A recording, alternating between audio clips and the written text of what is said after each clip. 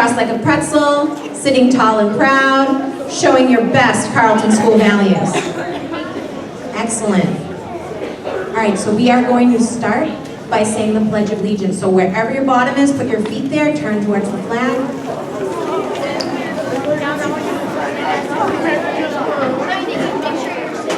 I pledge allegiance to the flag of the United States of America and to the republic for which it stands, one nation, under God, indivisible, with liberty and justice for all.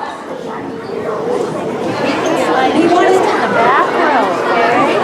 Sitting down quickly, right where your feet were.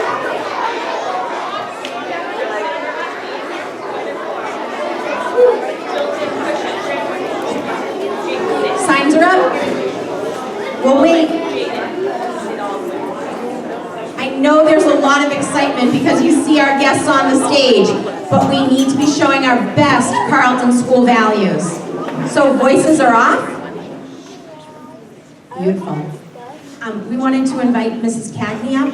On her way up here, if we could sing her a very quick happy birthday.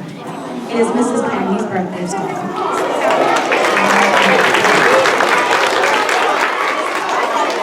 Happy birthday to you. Happy birthday to you. Happy birthday, dear Daddy. Happy birthday to you.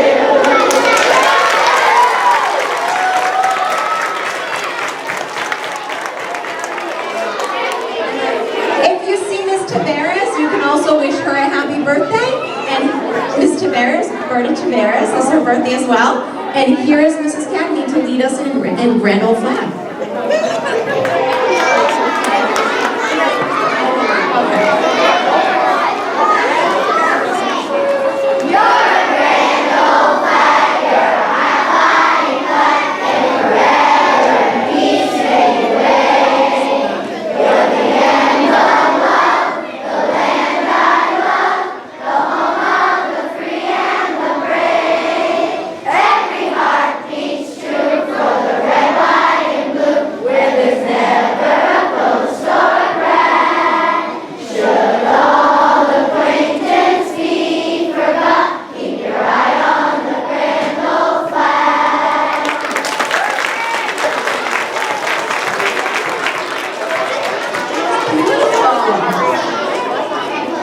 Beautiful.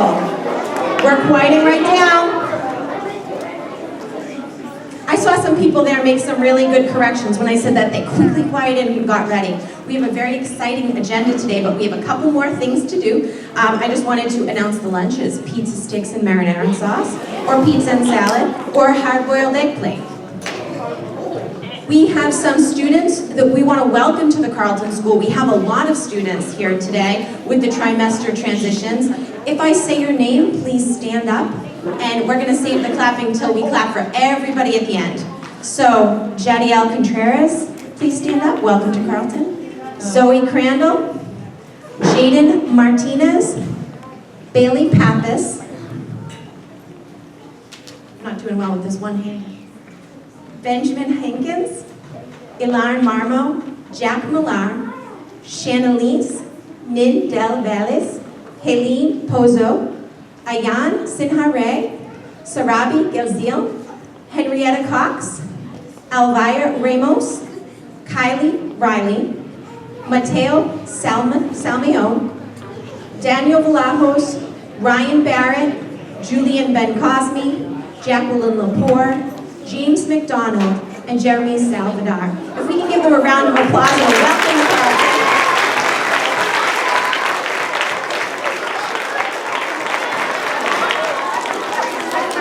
And you can take your seats. All new students at Carleton, you can take your seats.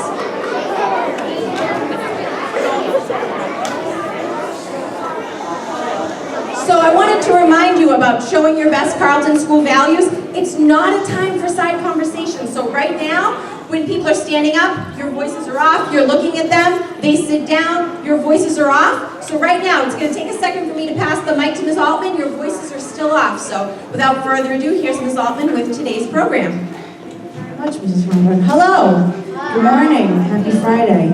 Before we start our assembly, which is very exciting, as you can see, we have some special guests on stage. I would like to make a very exciting announcement. Remember our dance-a-thon a couple weeks ago? The donations are in. Would you like to know how much money we raised? Okay. Give me a little quiet drum roll on the floor. We raised, drum roll stop, $2,000.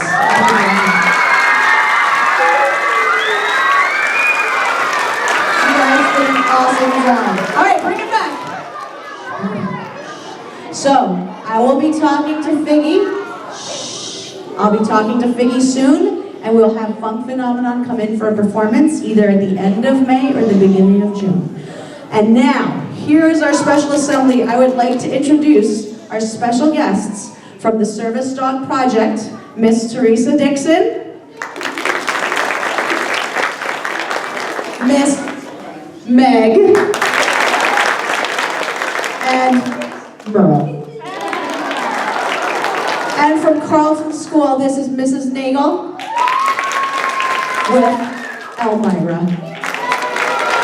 And I'm going to let them take it away. Thank you so much for being here, and my friends here from Carleton School are so excited to have you here. Thank you so much.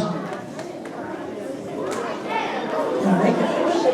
Good morning, everyone. Very happy to be here and share very important information about service dogs, how we interact with them, and how they help people. Now, who here has seen service dogs? Excellent. How many here, or can someone tell me what a service dog does? I'm going to go way in the back, and the boy in the orange shirt. They help people who are blind. They do help people, and there's various ways they help people. There's seeing eye dogs, there's dogs that help with hearing, and there's dogs that help with physical disabilities, and there's some dogs that help with things that you can't see. And that's important to remember when you see a service dog, that sometimes you're not going to know exactly what that dog does for the person. You're going to know that it's a service dog. They'll have a vest on that says they're a service dog, and it usually has some stickers on it that say do not pet. There are 4 things that you should remember when you encounter someone that has a service dog. 1 is that dog is working. That dog has a job. They are there to help their person, and they need to focus on that. And sometimes that's hard, because if you're like me, you get excited when you see a dog. I just want to run up and say hi to the dog and pat the dog. But service dogs, you're not allowed to do that. Second, you can talk, and you should talk to the person that has the service dog. Engage with them. Remember, though, that they probably have something that they're going to do, so be respectful of their time and what they perhaps are going to do. And as I said before, you might not know exactly what the dog is doing for that person, but know that they're there for a purpose. 4th, and this is important as well, do not talk to the dog and ask it to do tricks for you. Even if you have a dog at home and you know how to make it sit, or lie down, or talk, again, that's not what you want to do when you encounter a service dog.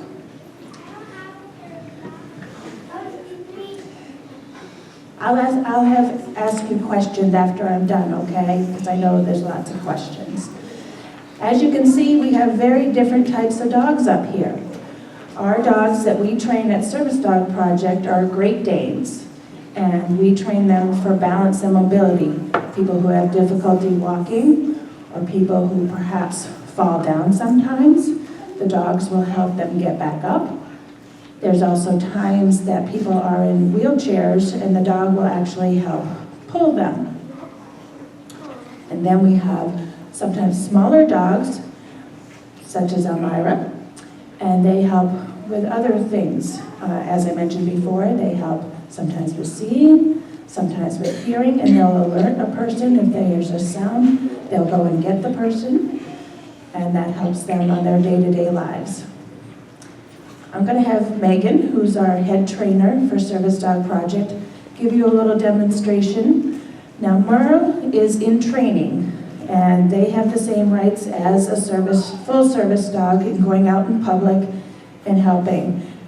Megan is training her to help someone, and she'll be matched with that person, usually between 12 months and 15 months. Merle is just a year old, even though she's big. She's actually will get a little bigger, but she has an important job to do, and you will see. She's going to show how the dog will actually help the person get up. So she'll do what they call a brace.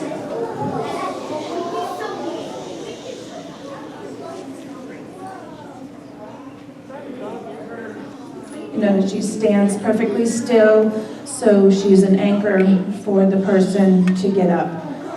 In walking, the dog will step in line with the person, and instead of using a cane or a walker, the dog is right there.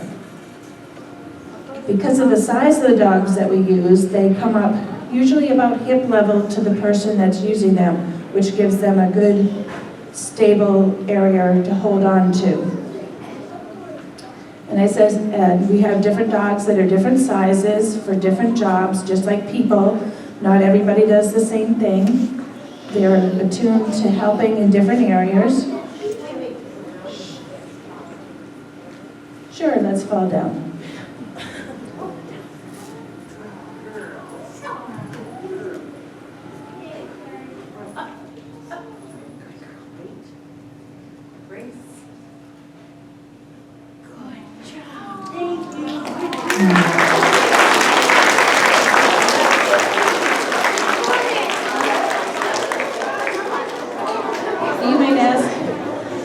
As some of you might have dogs at home, how you train a dog to be able to do this.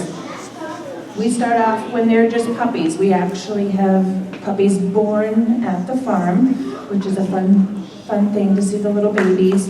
And they start off with their mothers, and as they get a little bit older, they wean from them, and they learn how to eat dog food, little chopped up food that we make for them. And we feed them in little tiny bowls, and they all eat together. And then as they get a little bit bigger, we start what we call spoon feeding. And we will call the dog by their name, and they'll learn to come and respond to that. And we do it with the dogs, the puppies all together, so they learn their individual names, and they learn to focus on the person that's feeding them. That's the first step in getting them to recognize that this person is telling me to do something. They're rewarding me for doing something, and that is their first step. Megan, I might have you explain from there what you're... So basically, we take dogs out in public and we make them behave, okay? So it's really tough. You have a baby dog, and all they want to do is run up to everybody and just get loved, and oh, I'm a puppy and I'm happy, and they run up to everybody. So it's really hard at the beginning to get them to focus. As you can see, Merle has very good eye contact because she's a little bit more experienced than some of my other ones. So basically, my job is to take them out into day-to-day settings that someone that would be using them does. So I go to grocery stores. You might see me at the North Shore Mall. I'm at the Liberty Tree Mall all the time. I go to Leahy, Stop and Shop, Market Basket, CVS, everywhere. Anywhere you take a cane or a walker, you can take one of these dogs. Merle, leave it. So we go on planes, we go on trains, we go on buses. Basically just going out in public and, like I said, making them behave. And they do a really good job. Right now, Merle's one of our oldest females, so she's going to be matched soon in a couple of months, just a couple of fine-tuning things we need to do with her. I have 31 puppies right now, under 6 months old, so you can log on to explore.org if you have a computer at home, and you can watch all the puppies run around and play and eat, and a little bit of training that we do on the property. But yeah, it's a really fun job. We have an open house every Sunday. Anybody can come by and visit the dogs. So, Sounds good.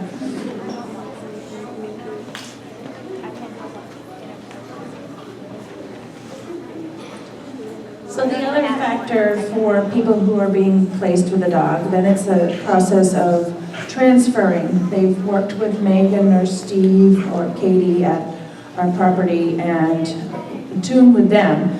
When a person comes in that's going to be matched with a dog, the dog then is going to bond with that person.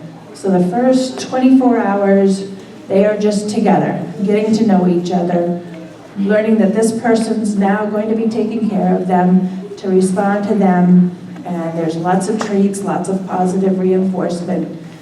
And then the next day, they'll go out with one of the trainers and start those processes and learning the commands and doing the things that Megan just showed you, just so they can become comfortable. It's a new process, it's a new experience, and they're new to each other. But it's amazing how quickly those bonds are formed, and usually within a week, that person will then take the dog home, and they'll go on and live their lives and work with their new partners. Now we have someone here that has a dog, Elmira, and she will explain a little bit about how she helps her and any specific information that she would like you to know as students. Can you all hear me? Okay, it works. Okay, so some of you have maybe seen me walking around the halls with Elmira, right? Usually on the first floor. I haven't gone on the second floor yet, so if you're on the second floor, you probably haven't seen me yet. So this is Elmira, and as you can see, Elmira doesn't wear a vest like a lot of service dogs do. She wears her harness, which is what I use. Myra. No, we're not going to visit with Meryl. Come here. So as you can see, Elmira wears a harness, okay? And this is what I hold on to when I walk with her. It's really stiff, there's metal inside under the leather, so that when she moves, I know that I need to go with her. So if she started going to the left, I would feel it in the handle, and I would also go to the left. Elmira, sit. Elmira obviously does a very different job than Meryl. If I fell down, Elmira would just look at me, and she wouldn't help me stand up. She might lick my face a little bit, but she doesn't do what Meryl does. Because I can't see well, I have to be able to do stairs safely and travel my environment. And so we talked a lot about not talking to the dog. You don't pet the dog. You don't go, hey baby, come here baby. You don't do any of that kind of stuff. Because these dogs are all trained to keep their person safe, right? If you're talking to Elmira, do you think she's thinking about me? No. She's thinking about why your hands smell like chicken nuggets and what you had for lunch. So, if Elmira is thinking about you and not me, I can get hurt. I could, if you talk to Elmira while I'm about to go down some stairs, I could fall down the stairs. If you talk to Elmira while I'm walking down the hall, I could run into something. So it's very dangerous for a working dog to get to think of other people besides their handler.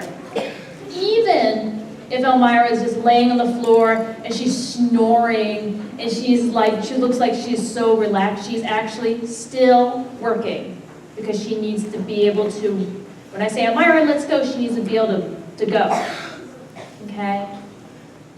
I think we won't be able to walk up one of the stairs. You don't think so? Oh.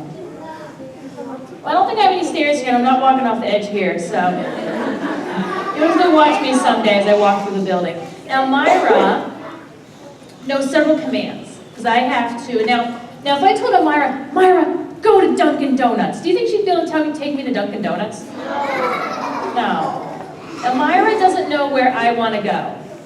I have to know where I want to go. So I still have to know my directions. I still have to know my community. Near my house. Is there? Great. So Elmira knows commands. She knows left and right. She knows forward. So if I'm at a set of stairs and I want her, and she'll stop at the top and I reach my foot out and I find that edge, I'll go, Elmira, forward, and she'll take me down the stairs. Okay? She stops at the bottom of the stairs and lets me find that first step so I don't trip and fall on my face. She stops at curbs. And Elmira will stop, you know those little ramp things where you cross the street? She stops there. Now here's something that you guys may think, do you think Elmira knows when it's safe to cross the street? Yes. You do? Yeah? Well, you know, surprisingly enough, Elmira does not know when it's safe to cross the street. Guess who has to know when it's safe to cross the street? Me. So I use my ears to listen to cars and traffic patterns. And I listen for, you know, you push the button on the pole and it goes beep, boop, beep, boop. That tells me it's safe to cross the street. So I have to use my ears to know when it's safe to cross the street. So Elmira stops at the curb cut. Huh? She can, but I have to use my ears because I'm in charge. So when she stops at that curb cut, I know it's safe to cross the street. I say, Elmira, forward, and boom, a car comes and cuts me off. Elmira is trained. While she doesn't know when it's safe to cross the street, Elmira knows that when a car cuts us off, she stops. And there are even times when the car is so close, she has to back me out of the way. So she makes sure that I am very safe crossing the street. And she takes me to the other side. So she's very, very smart. She's a very smart dog. So you'll see me walking through the halls here. We have in this building about twice a week, okay? And feel free to say hi to me. My name is Mrs. Nagel, but please don't say hi to Elmira because she's working. I'm working too, but... So I've had Elmira for 5 months, and she is my 5th seeing eye dog. My 5th seeing eye dog, yeah? And here's another thing to remember. This is another reason why we don't talk to service dogs. You know why? Because she's still a dog. She's not a little robot. She's a dog, and she does dog things. She'll sniff bushes, even though she's not supposed to. She might try to eat something off the floor, even though she's not supposed to, because she's still a dog. That's something to really keep in mind when you meet service dogs. They are still dogs. Dog first, service animal next. And that's why, as handlers, people who have service dogs, we have to be very strict with our dogs and what they do while working. When she's not working, we get home, the harness comes off, she goes and she sleeps in her dog bed. She plays with my other dog. She plays with toys. So when she's home, she gets to do everything your pet dog would do, except eat under my table.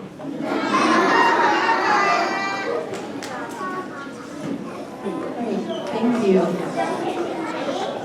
Now, with the information we've given you and your own experience, are there some questions that you have? And if somebody has a question, I will come around with the microphone so we can hear you. Okay, we're only going to have time for, I think, a few questions. Who's got a really good question? Let's see.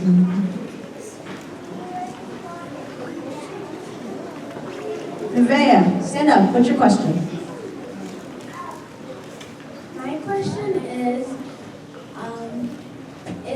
it true that they're okay for hearing and seeing and walking? Yes.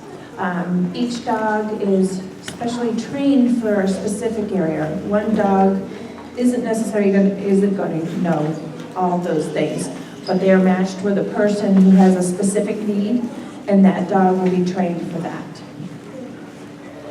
Okay, let's see who has another question.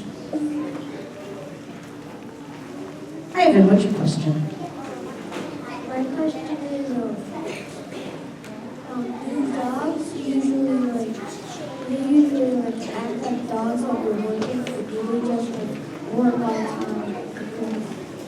not really hearing. So you want to know if dogs act like dogs when they're working, or are they working all the time? Well, they're usually very in tune with their partner, but they do have off time. They are dogs again. When they're in vest or in harness, they know that that's time to focus and to do their work. When they take that off, they get to be dogs, they get to play, they get to have relaxed time, and it's good to have a balance of that. If I took Elmira's harness off, she would know she's not working, and she would go and try and play with Meryl. Right now. Right now. They know. It's really interesting that they know when her harness comes off, she knows she's off duty, and she can relax a little bit. Okay, we have time for a couple more questions. Mrs. Cagney, if you have a question, please raise your hand. Kim, did you have a question? Yeah. Wouldn't you just silently wave to the dog while they're walking like That would still distract the dog. Eye contact could be distracting, waving to the dog could be distracting. Anything that can pull the dog's attention away from their handler, their partner, is a distraction, can be really dangerous. So feel free to look at the dog and kind of admire them, but really it's very best just not to engage in them in any way. All right, I think I have time for one more question. Let's see. I'm going to try to get in here so I can get to my key ones. Omar, you have a question? Nice and loud.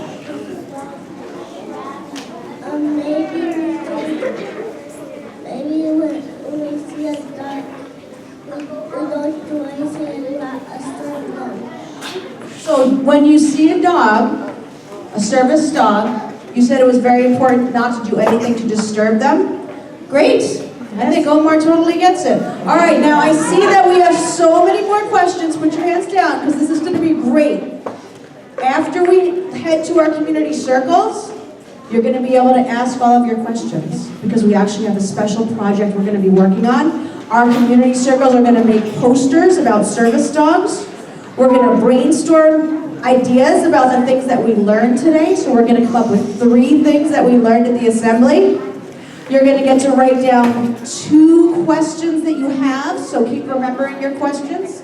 And then you're going to also write down the coolest thing you heard today. Now I have, Miss Miskus has one book, Safe and Sound, and I have a book with me called Looking Out for Sarah. And they're both picture books about people who use, they're guide dog related because that's the kind of service dog I have.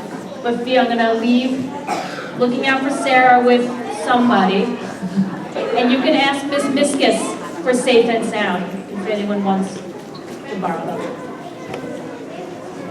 Thank you so much for visiting us and teaching us about service dogs today. We really appreciate it.